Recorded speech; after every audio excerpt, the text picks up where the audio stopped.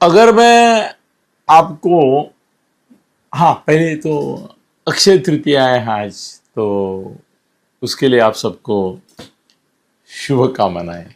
ये शुभ मुहूर्त है और आशा करता हूँ कि आज का दिन आपका समृद्धि और सुख शांति का हो और अगला साल भी, इसके बाद का समय भी आपका सुखद हो।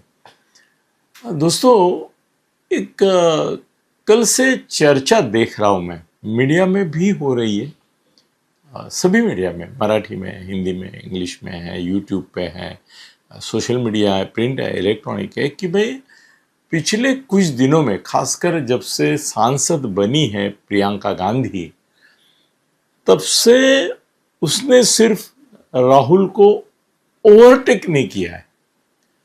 मतलब ये बात भी लोग ये कर रहे हैं, नोट कर रहे हैं कि भाई उन दोनों में कोई हमको कंपटीशन नहीं दिख रही है। जैसे राज ठाकरे और उद्धव ठाकरे, रोहित पवार और सुप्रिया सुळे, हमारे यहाँ के उदाहरण लेंगे तो वो है।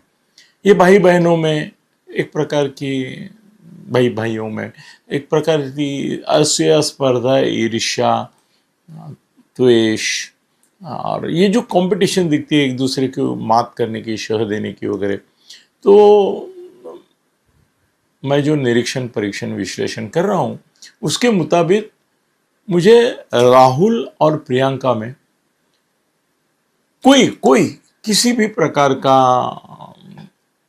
गैप नहीं दिखता है। कम्युनिकेशन गैप तो छोड़ो, मगर किसी भी प्रकार का पॉलिटिकल गैप भी नहीं दिखता है। शुरू में ऐसी बात हुई थी कि क्या, मुझे शुरू में तो ऐसी बात हुई कि सोनिया की एक सिस्टम है, सोनिया की एक रचना है, उसके कुछ खास लॉबी है, खुद की एक समर्थकों का ये है, तो क्या राहुल उनके ऊपर हावी हो रहा है, उनको भगा रहा है, उनसे संबंध अच्छे नहीं उसके वगैरह वगैरह। तो वो सही था। राहुल के संबंध सोनिया जी के जो निकटवर्ती थे पॉलिटिकली, उनसे नहीं थे, मगर बाद में सोनिया जी ने भी समझ लिया था कि जो मेरे साथ के लोग हैं उनके दिन अभी ख़त्म हो गए, अभी राहुल का ज़माना है, तो राहुल को चुनने दो, उसके कौन सहयोगी रहेंगे।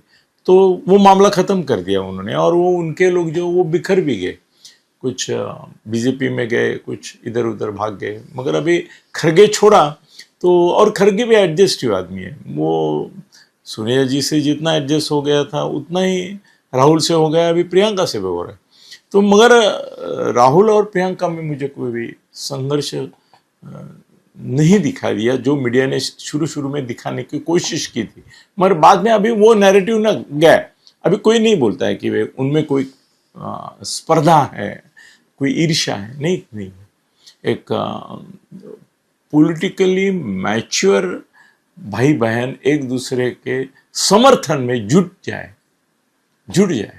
और एक मिशन पे निकले, इस प्रकार की मनोभूमिका मुझे दिखती है दोनों में।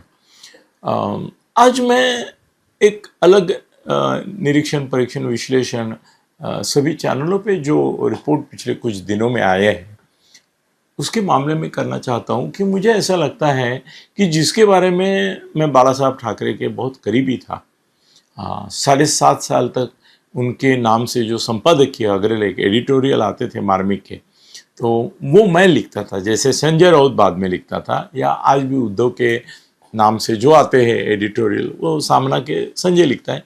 7.5 साल तक मैं लिखता था बाला साहब के नाम से।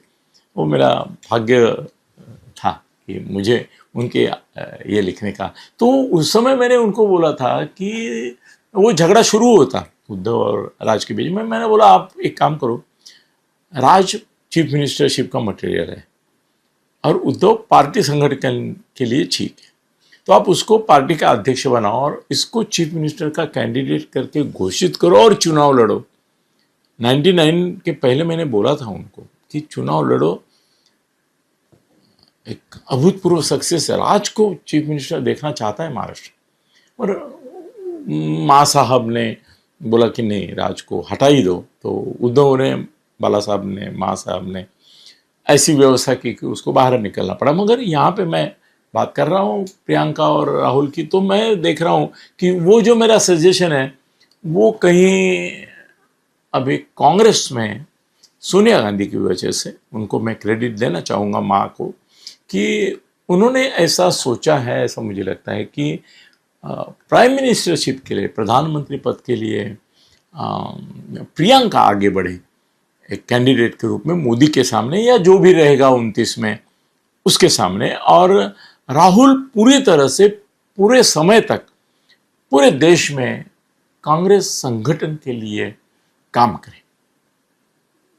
अच्छा, अगर निर्णय ये हुआ है और हुआ है ऐसा मुझे लगता है तो बहुत अच्छी बात हो गई, क्योंकि मैं प्रियंका का जो अभ्यास कर रहा हूँ, ऑब्जर्वेशंस कर रहा हूँ, उससे मुझे लगता है कि Rahul is a material for crusader type leader. वो लड़ सकता है, झगड़ सकता है, संघर्ष कर सकता है, वो उसमें नेगेटिविटी ज़्यादा है, थोड़ी स्वभाव में भी है, गुस्सैल है, और उसकी स्टाइल जो है वो पहले तो पप्पू करके बीजेपी वाले ने उसको ख़त्म करने की बहुत कोशिश की, मगर धीरे धीरे आज ऐसी स्थिति आ गई है कि वो पप्पू जो है वो बाप्पू बन गया है और भारी पड़ रहा है बीजेपी को। तो छोड़ो, मगर उसका नेचर देखते हुए वो संगठन अच्छा चलाएगा, कांग्रेस को अच्छे दिन संगठन के रूप में आएंगे। देश में अभी भी इंडिया आघाड़ी को अच्छा वोट है करके तो डिफीट हुआ ना इनका वुमेन रिजर्वेशन बिल, तो तिहाई नहीं मिल सके, और उल्टा ऐसा हो गया कि 230 इनके पास है। ये भी एक बड़ी कामयाबी है राहुल की, जिसके बारे में कोई मीडिया बोल नहीं रहा है। प्रियंका की भी कामयाबी है, तो मुझे ऐसा लगता है कि ये निर्णय सही है। प्रियंका एक मैं बोलूँ तो थोड़ा आप बोलेंगे कि ये बहुत ही आप अलग बोल रहे हैं, पर मुझे लगता है कि वो इंदिरा गांधी की कॉपी नहीं कर रही। कौन? प्रियंका बिल्कुल नहीं कर रही। इंदिरा गांधी थी, दूसरी इंदिरा गांधी नहीं हो सकती।